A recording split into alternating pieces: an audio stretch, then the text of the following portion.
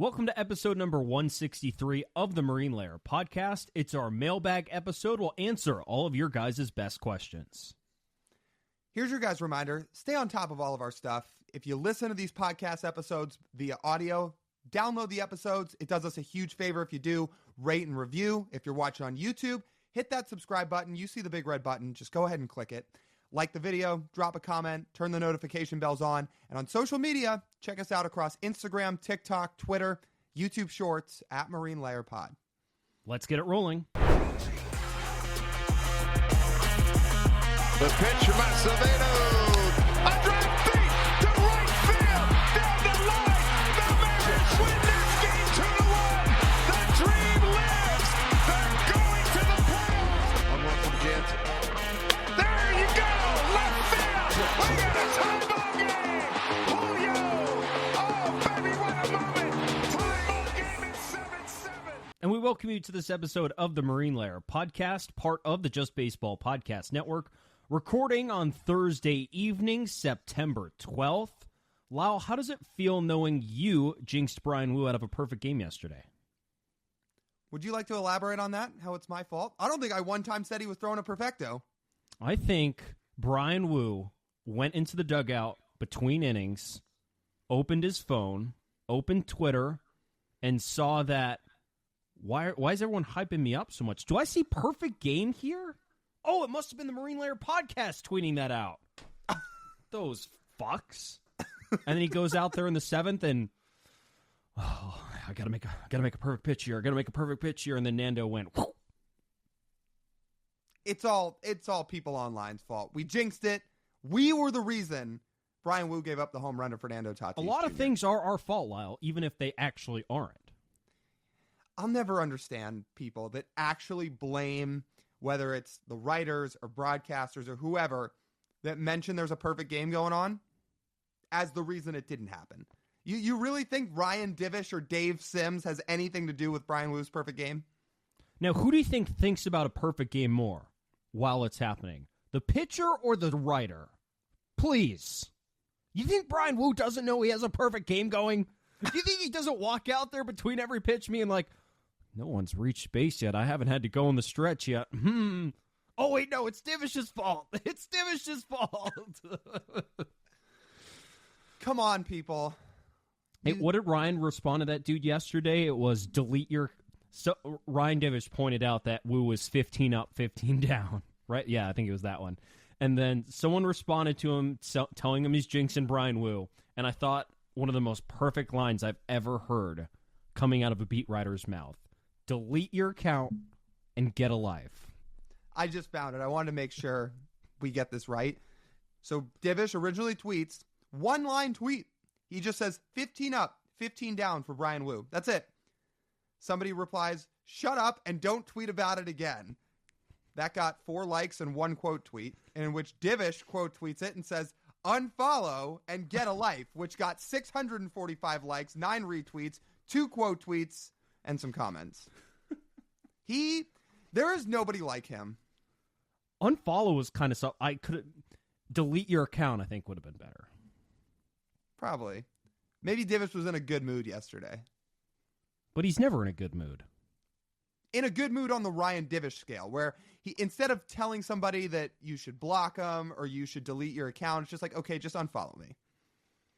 But I can imagine he'd be less heavy. I mean, he probably had to wear a hoodie yesterday, maybe some pants. It was chilly at the ballpark. So you have to bundle up a little bit. There's always those photos of him bundled up on his computer in the press box like this with the windows open and the wind just blowing straight into the press box while the Mariners have another boring offensive performance and there's very little to write about and he has to answer the same tweets over and over again why Julio, when he has a runner in scoring position, grounds into a double play. I mean, I'd also be in a bad mood, right? Maybe. Although, do you think he actually prefers wearing his 7-footer shorts over jeans? Well, he's from Montana. But he probably likes the snow then more than just boring cold. It needs to be entertaining cold. That's probably true. There's no entertaining cold in Seattle. Yeah, that's fair. It just rains. And for the most part, I imagine people leave him alone in Montana. He doesn't look at Twitter and enjoys his life. Meanwhile, when he's in Seattle, he's working. Also, before we get to the mailbag, I just got to say, while we're on the topic of Bryan Woo, to everybody that told me my take was stupid a few weeks ago that Bryan Woo should be starting a playoff game, where you at now? Where you at now? You don't get to jump on the bandwagon anymore. Train's left the station. Left the fucking station. You gonna, clap it up. Are you gonna watch? Are the Mariners gonna get into the playoffs, have a run in September, slot their rotation, pitch Bryan Woo, and then he goes out and throws like 6 or 7 shutout in a postseason game? I'll tell you what, everybody that hypes him up better hop into my DMs and replies apologizing. You included. Yeah, I know. I'm not allowed to cheer on Bryan Woo in the postseason, unfortunately. No. I doubt it. I was a doubter. But luckily for me, this team's not making the playoffs, so I don't have anything to worry about. Well, that's true. We did declare the season over, so. Yeah, it's going to be kind of tough to come back from. Is there a chance? Yes. Is it happening? Probably not. Right. Correct. So, no. If you're looking at us for overwhelming optimism to make the playoffs, I'd like to speak for Lyle and myself. We cannot deliver that. Which is funny to say because usually we are more of the positive slated Mariners podcast or like positive slanted Mariners podcast. But man, these last 2 months have just killed us, like killed our morale. I don't, okay, if we're going to just get in the trust tree here for a second and be transparent, I don't know the last time my morale's been this low watching the team, watching the games, etc. Because there's years where it's frustrating. And there's years where you have to go through the ringer. But even last year, when they got hot in August and they were in the race in September, I fired myself up. When they had that 10-game slate to end the season, and you knew, like everybody was talking about the playoffs start today. Remember when they went to Texas, and then they had to play Houston, then they had to play Texas again? Everybody last year was like, playoffs start today. I was fired up for that. I know they're 3.5 games out right now at time of recording this. The Thursday game hasn't happened yet against the Rangers. But man, my morale is just so low. They've kicked it right out of me this year.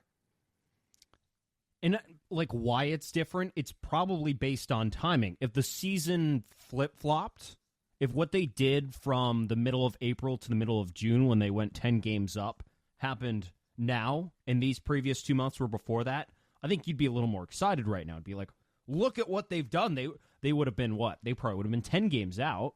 Right, if not more, and they would have built it back to a 3, or would have moved back to a 3.5 game lead from an unimaginable depth. Mm-hmm. It would be all optimism. But instead, it's the sequencing hasn't worked out, and we're all bummed. The sequencing thing's a fair point. Mm-hmm. That's probably part of it. It stinks. I mean, that's what happened last year. Before we get to the mailbag, they started poorly. They had a red-hot August. They got everybody's hopes up, and then they didn't get into the playoffs.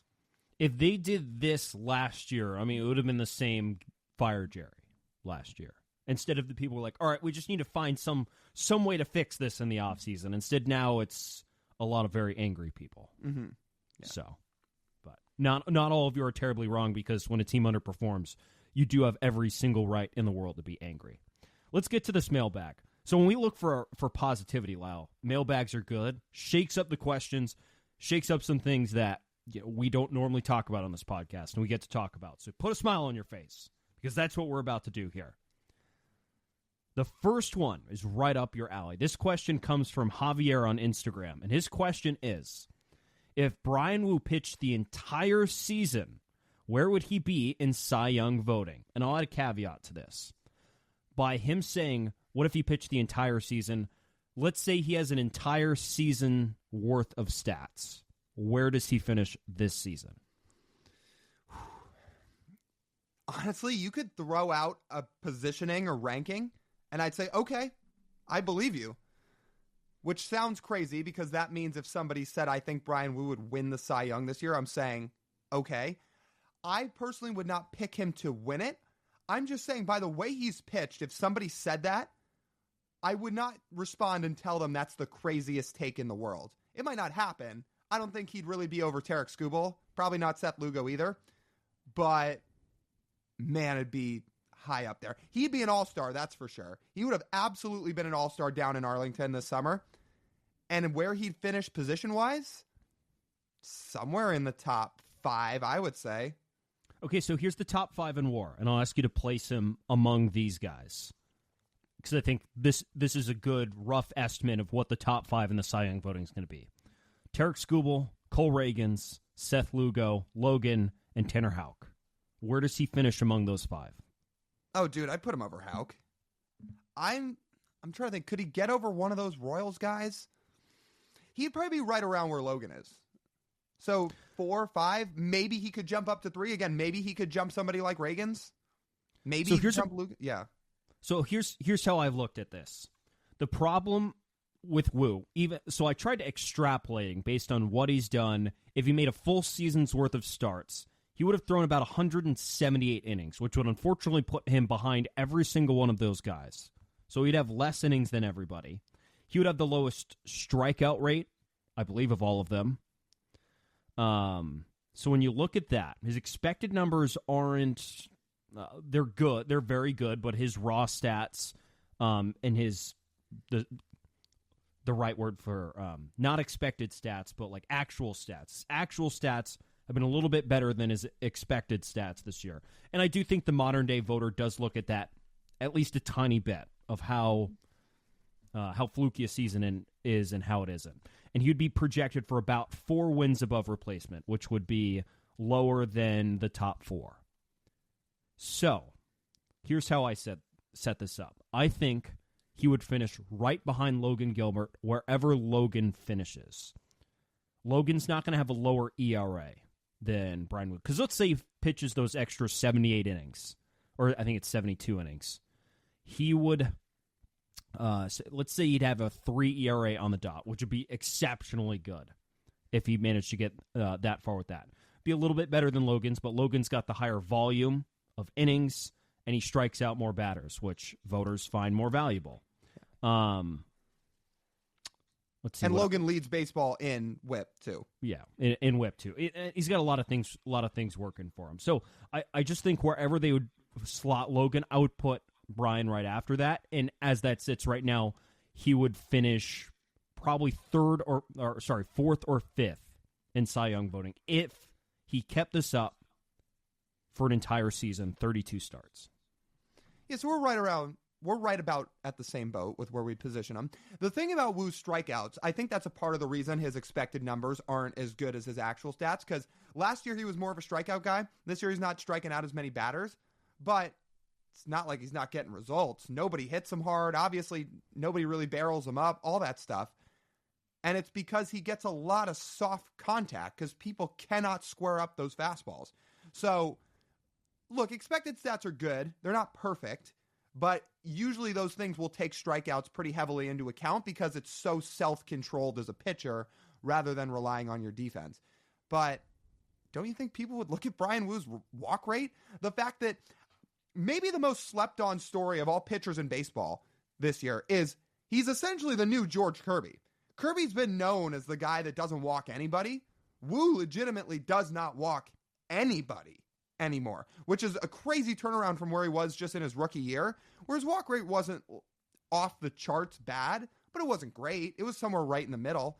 Now he's just like the king of not walking anybody. So all those things combined, the 4 WAR season, the crazy stuff, full volume. Yeah, he'd probably be about 4 or 5, but he'd be in that race if he had thrown a full year. So there's a couple ways to look at that point right there. Number one, even with the low walk rate, his FIP is still not the best and not close to the best of that group. There would be quite a few guys ahead of him that have a better FIP. So he's got a 3.3 FIP right now. All of the top 5 have a better FIP than he does. And that, again, he doesn't walk anybody, and that's a third of FIP's equation, which is essentially what's your ERA, ballpark, based on walks, hits, walks, strikeouts, home runs, right, on that. And he already essentially does the best at 1, and it's still 3.3, which suggests the numbers don't like it quite as much. The other thing is, when you have such a low volume of innings, which if he pitches next year and throws 210 innings, none of this matters. But for how it is this year, based on the pace he's going and the projected 178 or so innings, you would be expected to be a little bit more dominant in an overwhelming fashion in swing and miss if you're only throwing that many innings. You brought up Corbin Burns. What did Corbin Burns do so well in 2021? Well, he overpowered hitters a lot. And Woo overpowers hitters, but not with strikeouts. And ultimately, voters do want to see that because that is the best form of dominance that pitchers can do, is striking out batters. Usually, if you're picking the best pitchers in baseball, they also usually strike out the most batters. Fair. Yeah, no, and those are all good points. And strikeouts seem to play a pretty big account into winning Cy Young awards these days. I'd still put him probably somewhere in that top 5. Maybe at the lowest, I'd put him at 7. But he'd be in the race. Doesn't need to be a 30% strikeout rate, but can he go up from 20 to 25%? I would do a lot. It's a little bit less than what Logan does. What's Logan's strikeout rate right now? I can look. 9, I want to say. Something like that. I mean, obviously he strikes out more guys than Woo. It's 27% for Logan. So, like, it's not too far off a 27% strikeout rate for Logan. Like, we think Logan strikes out enough batters to win a Cy Young Award. Mm-hmm. So that's 27%. Can he get most of the way there? 25% in the modern day for a pitcher with as good a stuff as he has is not impossible. In fact, It is more than likely as he develops a consistent, dominant secondary pitch that he doesn't have right now. Dominant, Lyle, is the key word there. Dominant secondary pitch. The strikeout rate will reflect that pitch's development. And that usage is starting to go up a little bit for him. Like, you've seen him put more emphasis on it this year. It'll be interesting to see what he does with it in year 3.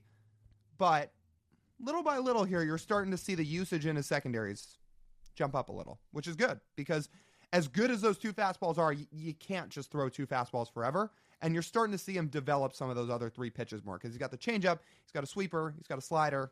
He's got some other stuff in his arsenal. Okay, second question in the mailbag.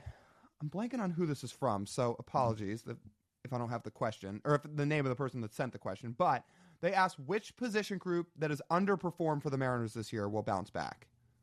So this is from, let me look in, Son of Kemosabe on YouTube.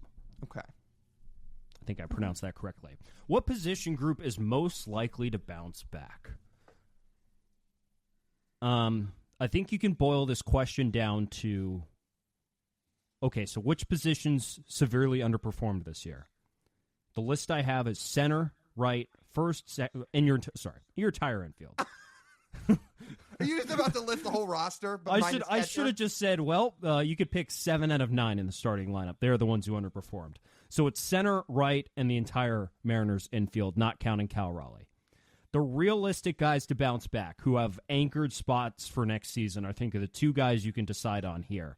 Because we don't know who's going to be the full-time first baseman for the Mariners next year. We don't know who the full-time second baseman is, and we don't know who the full-time third baseman is. Therefore, it is hard to predict a bounce back. So the decision is between Julio Rodriguez and J.P. Crawford. And I picked Julio. Okay. Tell me why. So I chose why because he is going to be in a prime age next year. JP is going to be 30 as a shortstop. It's when guys start slowing down, especially when they start hitting in Seattle. When they turn 30, some of these guys fall off a cliff. And Julio's going to be just 24 next season. And I just have a hard time seeing Julio Rodriguez with a 691 OPS next year.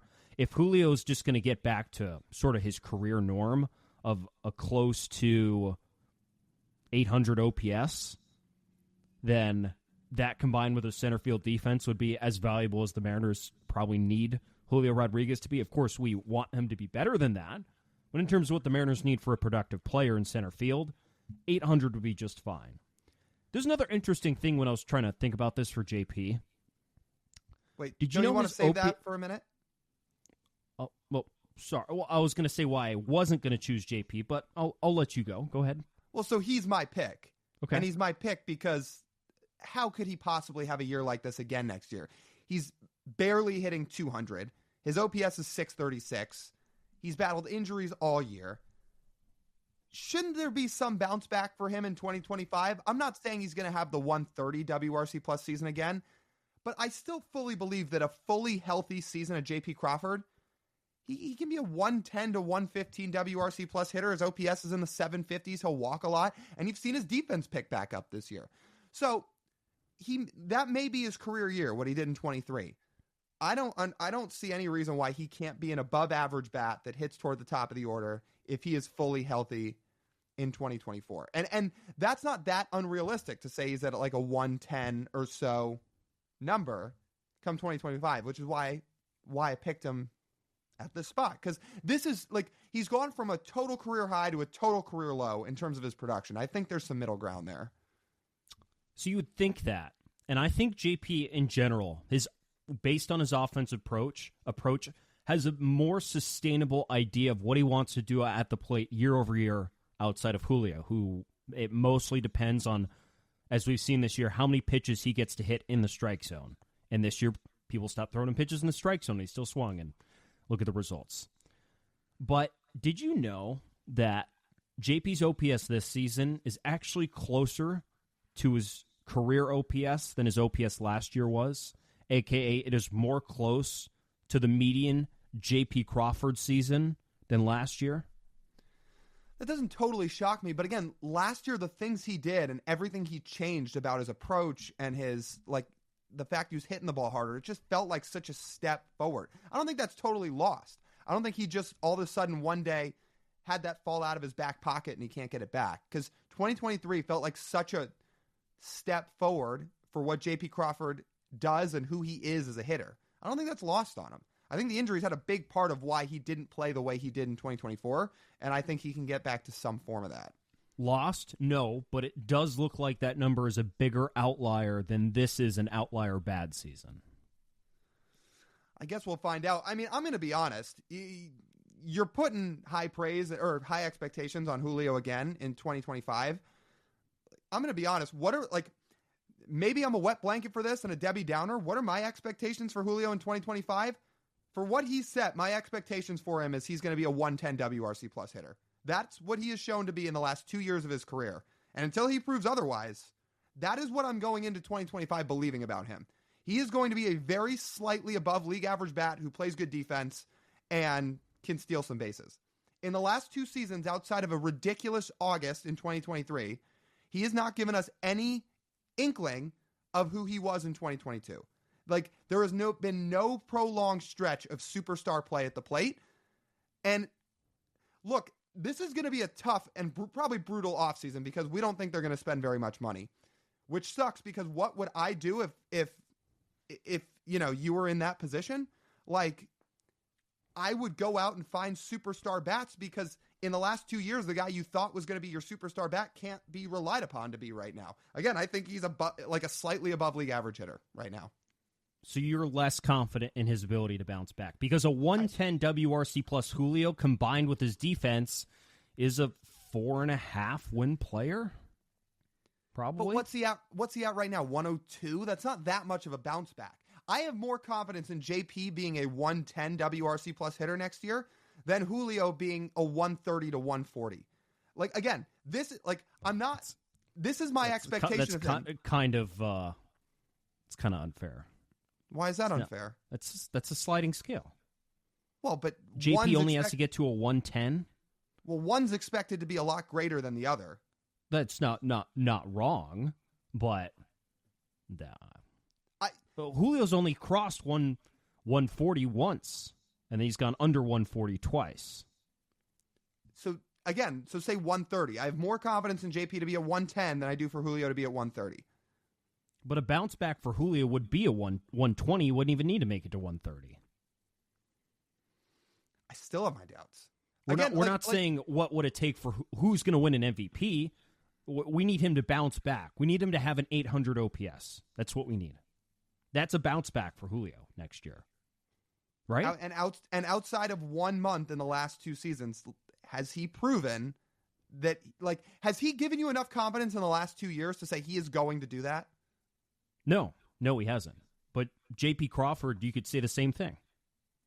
He's been hurt, but Lyle, he was so good in just the second half last year. He had 3 good months, really excellent months to finish last year. The first 3 months, it's pretty close to what he's doing right now. Yeah, that's true. So it's a toss-up. we can marginalize and nitpick with both of these guys, I think. Yeah. Ultimately, I think the Mariners, based on all the positions I read off at the start of this, you know what they need? They need both of them to bounce back. That's what they need. Yeah, they do.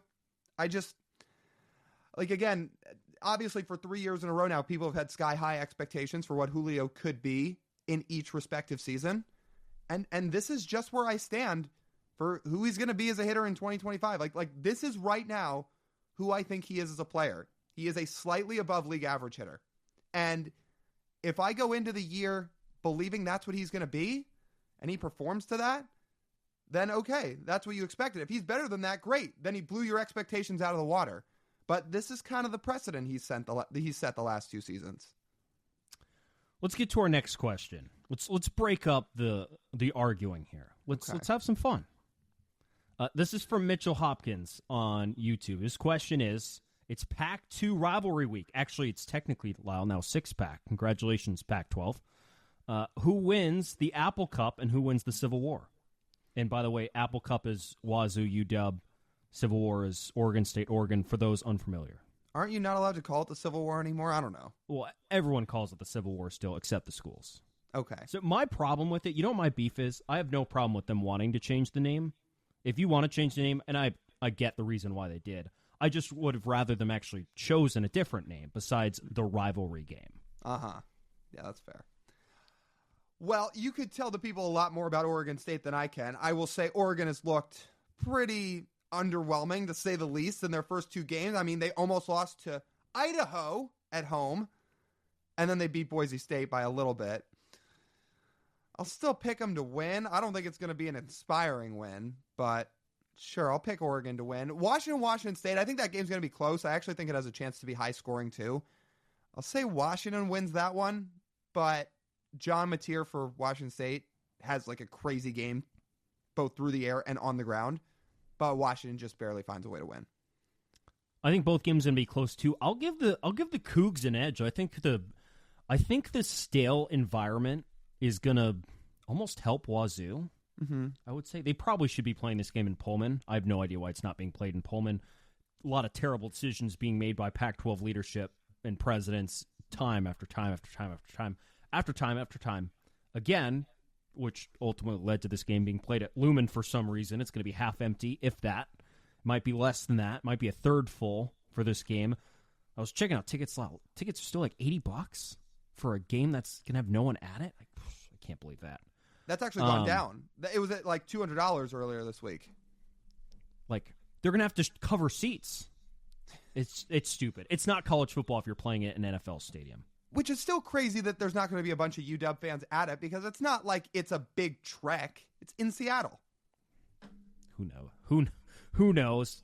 But I think that one's going to be close. I'll give Wazoo the edge there because I think Mateer's X factor, I think is a good word to use for him, with his legs, and I think he could have a pretty good game. Both these games I really feel like could go either side. I do feel like there's a bigger talent gap between Oregon and Oregon State than there is between Washington and Wazoo, especially with the continuity of the Wazoo coaching staff. That certainly helps a little bit more than the continuity of Oregon State's coaching staff. You know, looking at this Oregon State game, I'm not going to dive into it too much because I have plenty of time to talk about it on Saturday before the game actually happens. I like the Beavers' chances a lot more than I did before the season started. I thought this game was going to be an absolute blowout. But Ducks have looked bad. They've looked bad for a team that has as much talent as they do. So I think that's going to game that's going to come down to the second half. Beavs are going to try and hold the ball as long as possible. But I think ultimately the Ducks have too much star power, and they'll probably win on one of their receivers is going to break off a big one, and that'll be the difference. All right. I like those predictions. But at least they're playing it on campus, so the energy will be good. Unlike, again, I just can't believe they're playing that game at Lumen Field. Stupid. I can't. Yeah. All right, before we get to the next question, let's take a quick pause. We're going to talk to you about our friends at Pagacci's Pub 85. You want to watch some rivalry college football this week? You want to watch the Mariners? You want to watch the Seahawks, the NFL? Basically, whatever you want. You want to go watch sporting events? Head over there. You want to have some great food? Head over there. You want to play some pool or some darts? head over there. You want to do all of that. Well, it's all over at Pub 85. And if you head over during happy hour, there's great drink specials. It's $3 and $4 from 2 to 6 p.m. on Monday through Fridays. Whole 9 yards. That's all over at Pagach's Pub 85 in Kirkland. Question number 4. We got this one on Instagram. And the question is, why don't the Mariners act more like the Kraken? Let's see if I can get who sent this one in right. I want to make sure I try to give people credit for these because they're nice enough to send them in. This was from Andrew J. Sunday on Instagram. He said, why don't the Mariners spend... Okay, the exact question, if you want to get it word for word right. The Kraken have spent a boatload of cash this offseason. Will the M's ownership ever take a hint? I'm not saying the Mariners shouldn't spend more money. They should spend way more money than they spend right now. But like, what are we doing? They're different sports. Would you like a fun fact, Lyle? Sure. You want to know where the Kraken rank in cap spending in the NHL? Yeah, lay it on me. 23rd. What would people be saying if the Mariners were 23rd in payroll? Well, it wouldn't be good. That's about where they were last year. They're a little bit higher now. They're 16th now? Yeah. 23rd. I will say, in the NHL, the margins are a lot smaller. To get up to the number 2 payroll, it's only $10 million. But the difference between the salary for in the NHL, which is $65 million, and the cap, which is $88 million, it's really not that much money. So we're dealing with smaller margins here. Less money comes in with the NHL, therefore they spend less on players. But...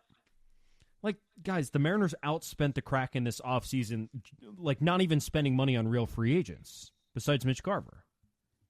Literally just adding the increased pay of Josh Rojas, of trading for Luis Urias, signing Mitch Garver, adding Jorge Polanco, signing Ryan Stanek. Without even lifting a finger and going after real free agents. They outspent the Kraken. I love what the Kraken are doing. It's great. It's fantastic. But they also have a floor to appease to and a lot more roster spots to fill. It's a different sport. It's like complaining about teams not spending enough. It's like, look at the NFL teams that spend all this money. Well, they have to. It's literally in the CBA that they have to spend this much money. And they have to fill a roster and a practice squad.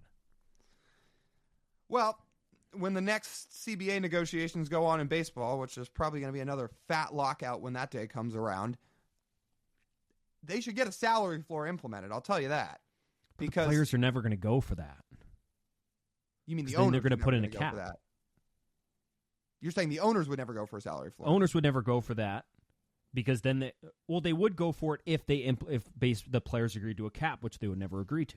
Right. Yeah, that's fair. That's a good point. And so I didn't mean to come off in a disparaging way, Andrew. I appreciate the question. I just think it's really difficult to compare sports and spending. I will say, if the Mariners should take a hint anywhere from the Kraken, it's extending their own players. Because the Kraken have now extended Matty Beniers. They've extended Adam Larson. They've extended Jared McCann. I mean, they've made some free agent signings too, but they have extended guys in-house. I know the Mariners have made some moves in free agency, and they've extended a couple guys in-house between Luis, between Julio. If you want to count Evan White when they extended Evan White, yeah. They should extend more guys in-house that are contributing to this team. Because not only are they not spending money in free agency, but they're not spending money on their own players right now either. So they should do that. So what's the Mariners' in-house extension counter? We at 3?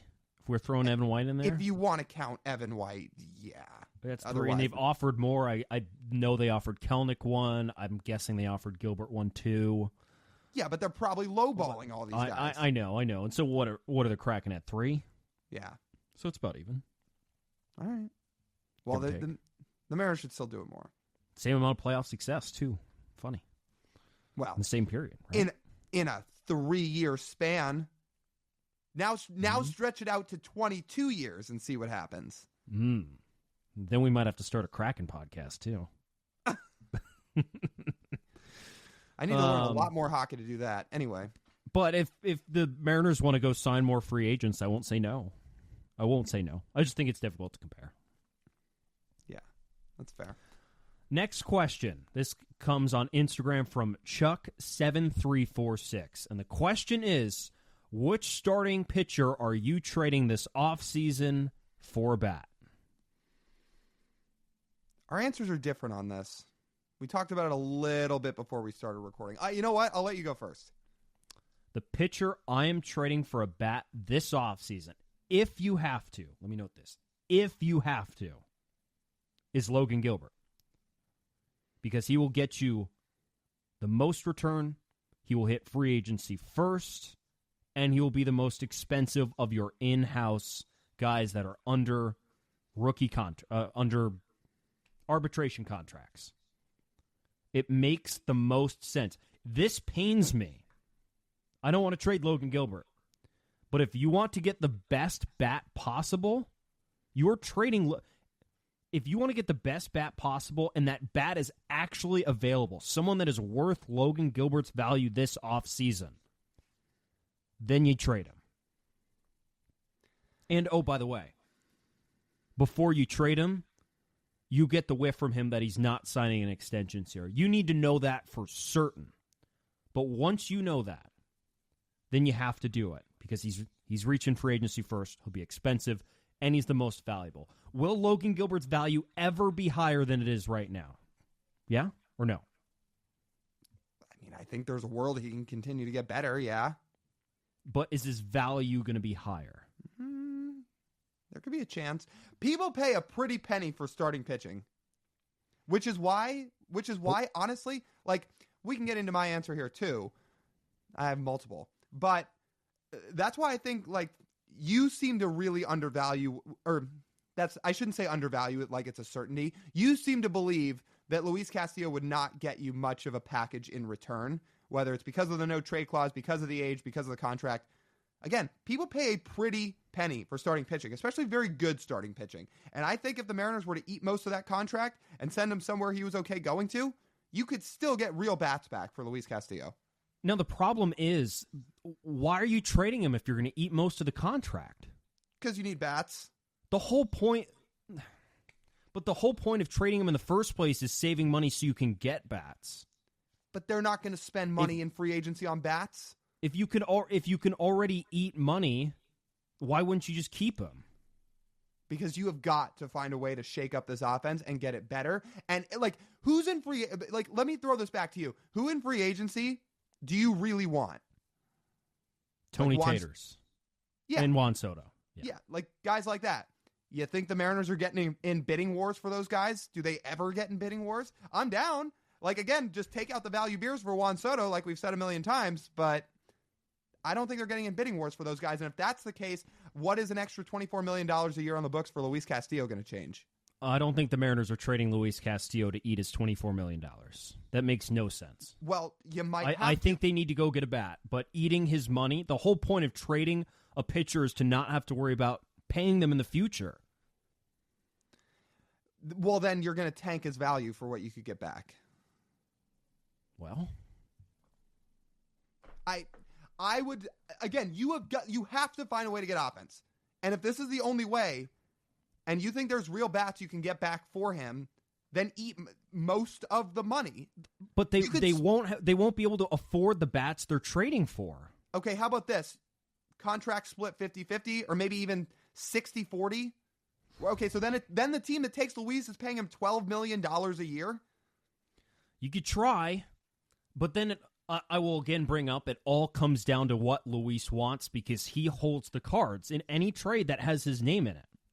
All of the cards. He turns into the president of baseball operations. Sorry, he skips past that. He turns into the chairman because the trade doesn't happen if Luis Castillo says, I don't want to get traded from Seattle. I like pitching here. I bought a home here. I like living here. Yeah, all true. That being said, the main point that I'm trying to make about Luis is the idea that he will not bring you back much value. If you do the right thing and you say, okay, this is not about saving money, this is about going to get offense and make this team better, which should be the whole point, I think he can still warrant you back real value. I still think Luis Castillo can get you back Kobe Mayo, Heston Kjerstad, whoever it is from the Orioles, if he were to agree to a trade there. if you eat the money. If you can somehow find the way to convince Mariners ownership to eat all of that money and take on new players who will be expensive within 3 years, then yes. But it all rests on that no trade clause. Because with that no trade clause, there's no way you're trading that money. There's no way you're trading all of that money away and getting anything of equal value in return. You will get less value trading him away if you're trading away all that money too. Well, by the time said players you trade for might get expensive, Luis would be off the books by that point. So then it's fine. The money's gone. You need more than just those players. Well, but it's a start. You've got to start somewhere. And again, they need a third baseman. They need a first baseman. They might need a second baseman. They might need an outfielder. We'll see what happens at DH. And they won't spend in free agency. So it has to come from somewhere. It's a start, but it is not what I would put at the top of the board this offseason. In terms of, if you're making a to-do on things to try, I don't think that should be your number one thing. Because what does that tell Luis Castillo next season if he has to veto you trading him off the roster?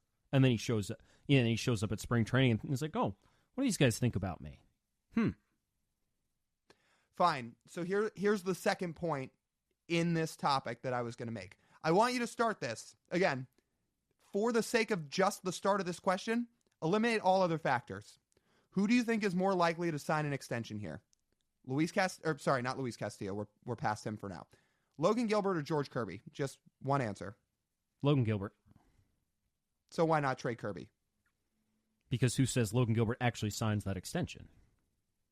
If you think, you're probably not keeping both. So if you think you have the chance to make it happen with one and you have to trade an arm, I don't want to trade any of these arms, but if you have to trade one, I don't think it's a crazy thought. So what percentages are we doing? Are we saying Logan has a 20% chance to sign and George is 0? Or are we saying Logan has a 60% chance to sign and George is a 20? What are we talking about here? I think if the Mariners gave him a fair contract, he'd be pretty open to it. What's a fair contract, and would they be willing to pay him that? Because you know what a fair contract for what Logan Gilbert's doing right now? $30 million a year. You know what they're not going to give Logan Gilbert right now? $30 million a year. Well, they should, or they should give him something close to it. They should. If they were willing to actually pay up, then we wouldn't be talking about trading starting pitchers. Well, yeah. I know George Kirby has the extra year of control, but look, the first part of this is just speculation because, the general public and the people, I feel like, know so little about George Kirby's personality because he's not really out there. He's pretty to himself. He's pretty introverted. He doesn't do a lot of media stuff. But so again, what I'm saying may be not true in any way, shape, or form. But just from reading his body language and stuff, whether it's on TV or wherever, when you watch him, he doesn't always seem like the happiest camper all the time. I don't know if that means he doesn't like being here. I don't know if that means that's just how he is. But if you really think that he has no chance of signing an extension and isn't interested in it at any point, paired with the fact that he has not taken the jump forward that people were hoping he was going to take this year. He has had a bad 6 weeks. He had a 6.8 ERA for the month of August. It's now way over 5 in September. He still really doesn't have a true out pitch. So he's not really striking guys out. But all that being said, you get a haul back for George Kirby. So all that combined, is there a world where he actually makes the most sense to trade? Depends what you want back. Like I said, I was trading. The idea behind trading Logan Gilbert is that you will get the most out of trading any of your starters. So let me piggyback off that point. I'll use what Jeff Passan talked about on Brock and Salk this week because we've talked about the Orioles as a very obvious team that would make sense to trade with. He's mentioned them too, Passan, but he threw out another team. He said the Red Sox, and he threw out some of the names of their prospects.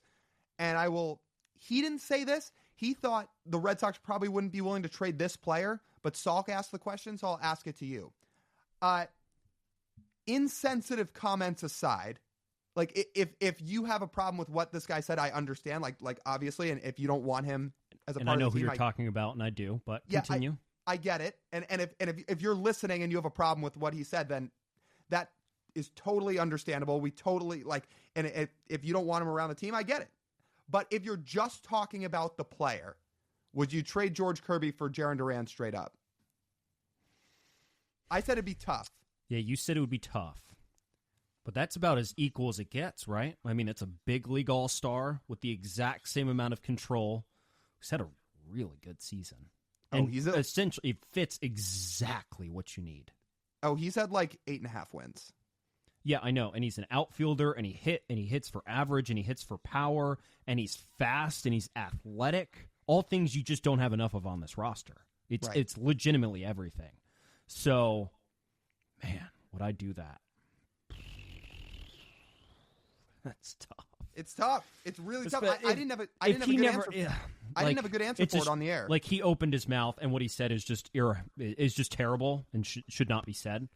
So I'll use that as my reason to say no. But on a talent perspective, if you're looking for equal value for either of your starters, that's it. It's that. Right. And if it wasn't going to be that, the Red Sox would have to give you a flurry of prospects. Somebody like Willie Abreu was the other name that was thrown out there, but that guy can't be the headliner for George Kirby. He's had a nice year. He's had a 3-win season, but if you were going to trade Kirby to Boston, you've got to get back either Abreu or Rafaela, one of their 2 rookies, but you've also got to get one of their blue chip prospects back. Somebody like Roman Anthony, who, by the way, we saw down at All-Star Week and just lit up that prospect showcase on that Saturday. Somebody with real power, outfielder, top 10 prospect, etc. And that's where it comes back to, why are you willing to trade a starting pitcher if you're not going to get equal value back? And then we respond and say, yeah, right? Yeah. It doesn't make any sense because you're not going to get back what they're actually worth. But when you're unwilling to spend the money to make up for that lack of return in talent, then this is what happens. Right. It's do the Rays get equal value for all the players they trade away? No. Because they have no choice because they can't spend the money to pay those players. Right. And that's the situation the Mariners in. There is a very real chance if you're trading one of these pitchers in the offseason, you're not going to get back equal talent in return. And you're going to essentially take a talent loss on the trade, which, you know what, is not going to make the Mariners better next year. If you're thinking about it, realistically, the best case scenario this offseason, if the Red Sox are willing to do it, is trade you Jaren Duran. Right. That's better than anything the Orioles can offer you. Yeah, because they're not going to trade Gunnar, they're not going to trade Adley, they probably wouldn't even trade Jackson Holliday. So no. And Kjerstad and Colton Cowser are good players. They're not Jaren Duran. No, they're not proven. Or Cowser has a chance to win Rookie of the Year, but he's still not Jaren Duran. And by proven, I mean while Cowser's had a good year, he's got to repeat it a little bit. This is Jaren Duran's best year by far, but he has had other good years aside from this. It just wasn't at this level. However, we'll say it again, if you have issues with the comments that he put out there, or you think players in that clubhouse or people in the organization would have issues with the comments he put out there, and that's your reasoning for you don't want any part of him, we understand. That's totally reasonable. But if you're just looking at player comp to player, the value there is close. It'd make a lot of sense because the Mariners emphasize culture a lot with that. Right. And something like that is just not anything that's beneficial to any sort of clubhouse, period. So, right. And ultimately, it's all speculation. Right. Because maybe the Red Sox very well might not want to trade Jaren Duran. It's like, why would the Mariners want to trade a pitcher? Oh, why would the Red Sox want to trade Jaren Duran? He's one of their best players. Right. This year, he is their best player. Yeah. So there you go. And Logan Gilbert is the Mariners' best player this year. And look at that. We're talking about trading him. How unfortunate.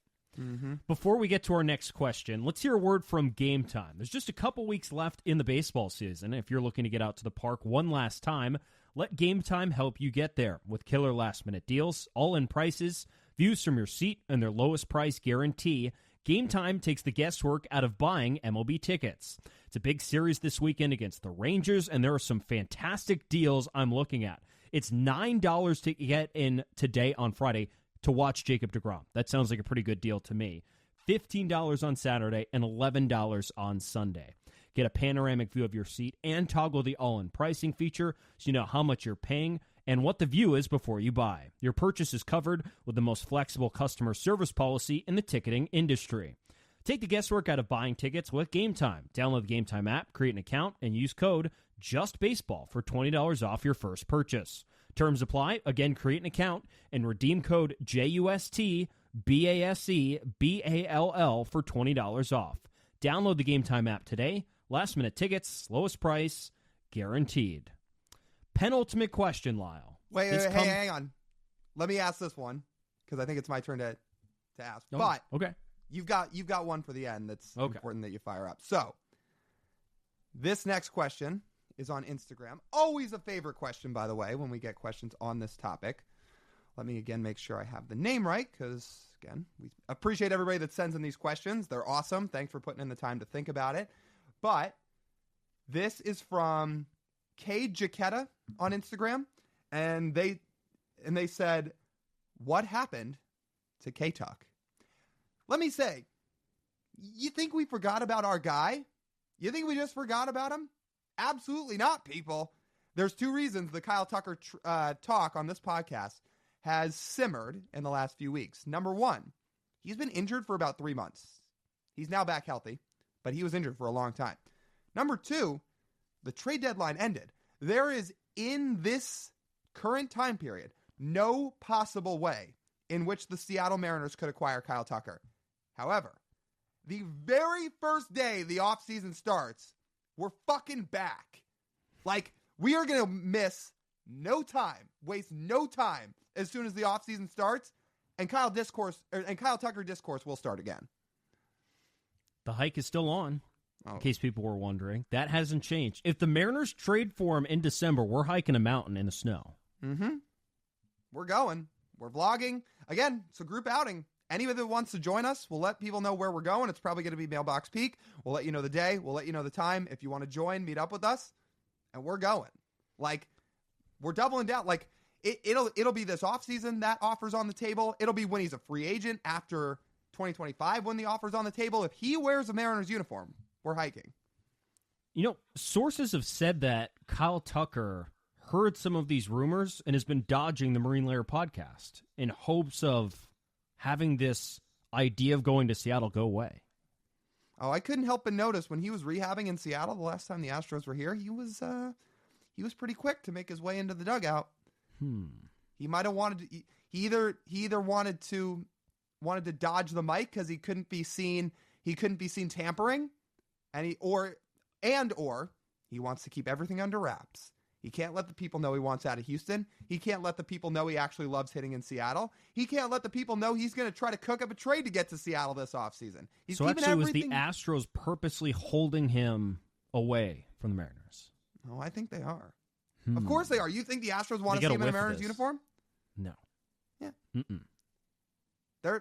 I bet you if it was up to the Astros, he wouldn't have even been on that trip in the first place. Don't even let him get a sniff of Pacific Northwest air. Don't even let him get a second of looking around and being like, wow, this place rules. Way better than that industrial dump of Houston. I'm getting out of here. We'll see you soon, K-Tuck. We'll see you soon. We did not forget about you. No. Also, I can't help but notice wait. I was about to say, I can't help but notice nobody on the Mariners wears number 30. Wait, does Austin Voth wear 30? I think so. Oh, well, he's changing his number. Actually, he's a free agent at the end of the year. So either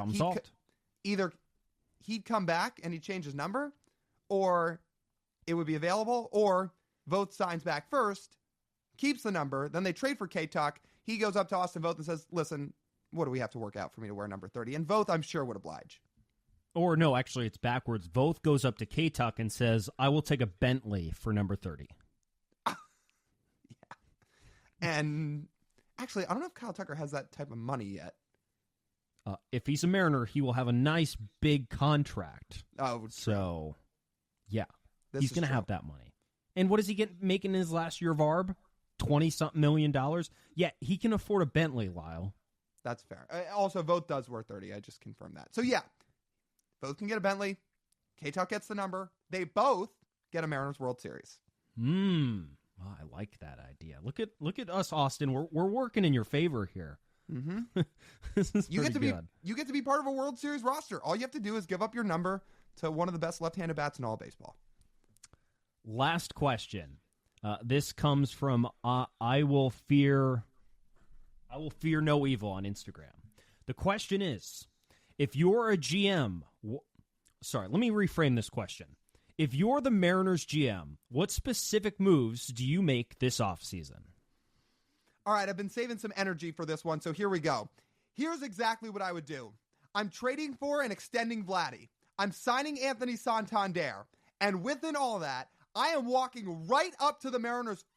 I am walking right up to the Mariners ownership, calling them out for their cheap and stingy mindset, demanding that they start spending money. Stop lying to the people about how much money you really do or don't have. Stop acting like Mr. Krabs and start spending. And if they say no, I am slamming my hands on the desk, telling them if you refuse these demands, I'm calling an emergency press conference, throwing every single one of you under the bus with the exact quote of this. No beating around the bush, just straight facts. I would say, and I quote, if I could spend more money, I would.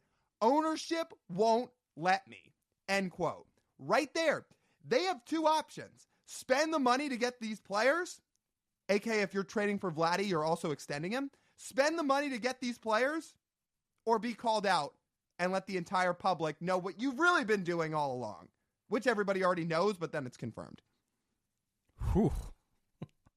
Okay, well, I have a lot of questions here. First off, do you make it down to the press conference before you get fired? You think I'm telling them what I'm going to say in that press conference? Oh, wait, actually, what am I saying? I just admitted that I was going to say what I'd say. All right. I'd have a whistleblower send text to everybody in the media saying there's a press conference that you're not going to want to miss in 15 minutes and you better be there. There is going to be a passing tweet firing you before you get down there. Breaking!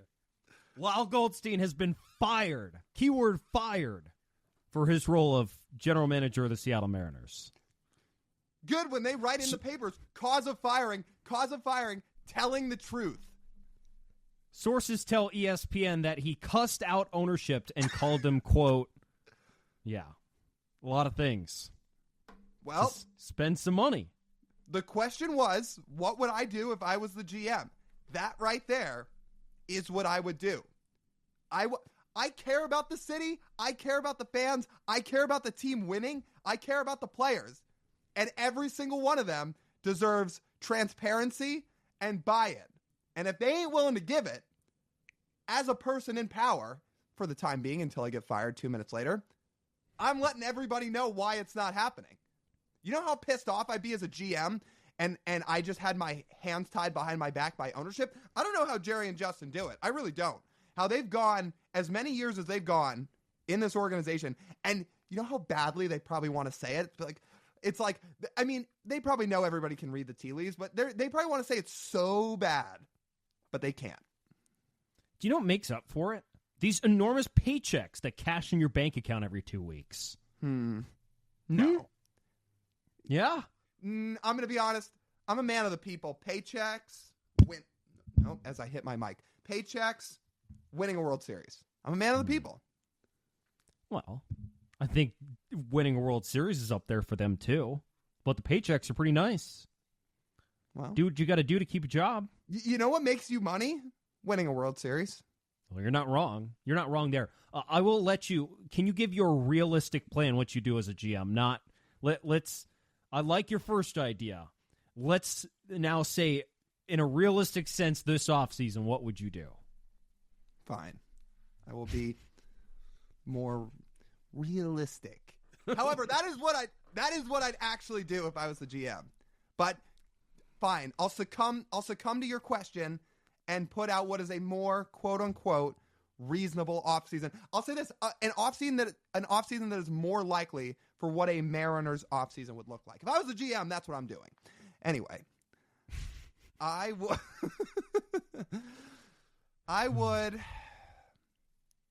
would probably sign Christian Walker because you need a first baseman. You really, really need a first baseman. Like, there is an opportunity where you could have Luke Raley and Tyler Locklear platoon next year, but if you have a chance to sign Christian Walker, go sign Christian Walker. Because he Pete would be great too, but he's probably going to command more money and a longer contract than Walker will. So I'll say Walker. And then I would say, I mean, I would love to go find one more infielder. I'd love to go find a third baseman, but I don't know how many third basemen are out there after the Matt Chapman extension other than Alex Bregman, who there's no way he'll sign here. So maybe you trade for somebody. Maybe you can find somebody else in free agency, but I'd say Christian Walker's the big one. And I know I'm partly stealing your answer here, but you gotta shed some of the dead weight off this roster because there is dead weight, and you cannot run this roster back next year because we've seen all the problems it's caused. Okay.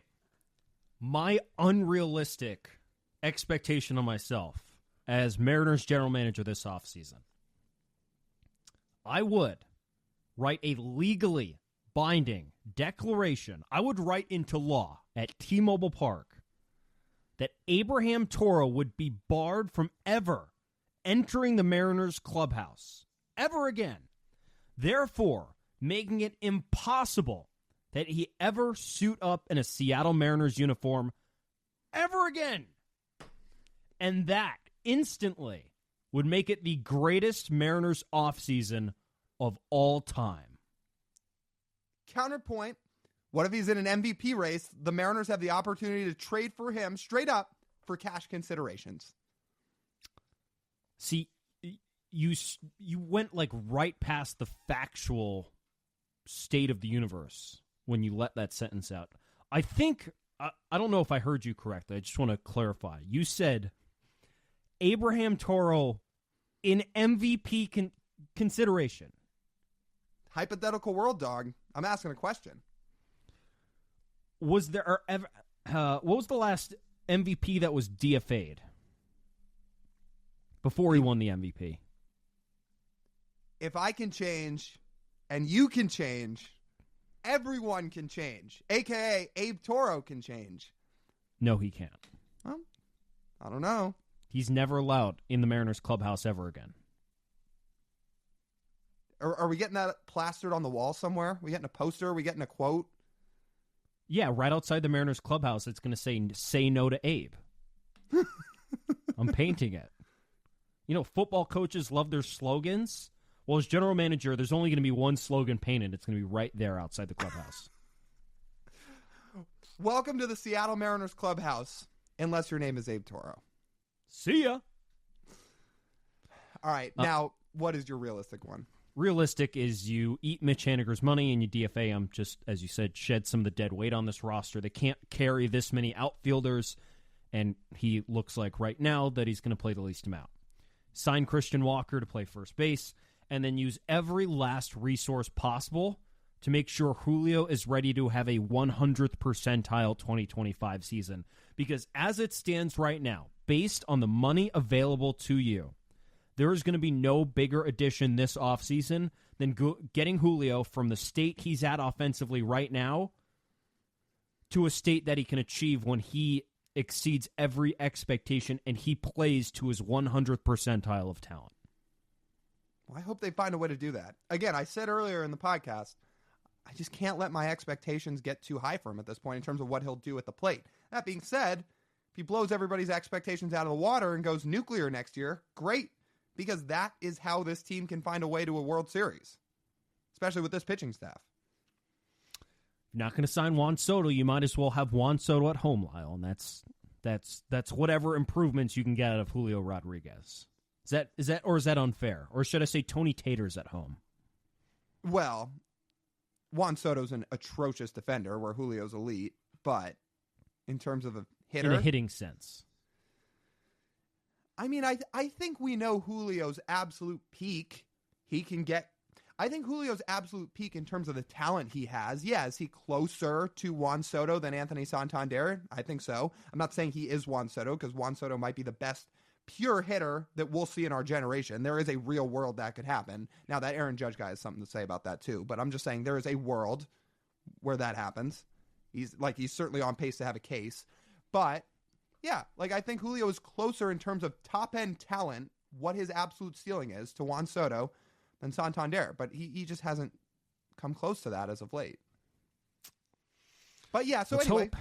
Juan Soto at home, I guess it's possible. That's what they're going to have to do. It's literally we can't afford to go out to eat. We're going to need to make something at home this offseason. Mm-hmm. and your best home cooking is that dude wearing number 44 in center field. Yeah, I agree. Do you like that analogy? That was good. It was very good. That's like a great the way Great to Depression. Yeah, that's a great way to end the show. Perfect transition, or like a perfect banger of a line to wrap up this podcast. Thank you all you guys, by the way, who sent in questions. We're sorry if we couldn't get to everybody's. Those that we answered, they were awesome.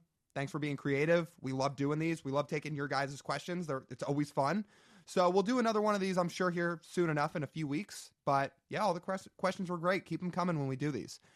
With that, that'll just about wrap up this edition of the Marine Layer podcast. You guys know the drill. You want to listen to the full form podcast, you can do so wherever you get your audio pods.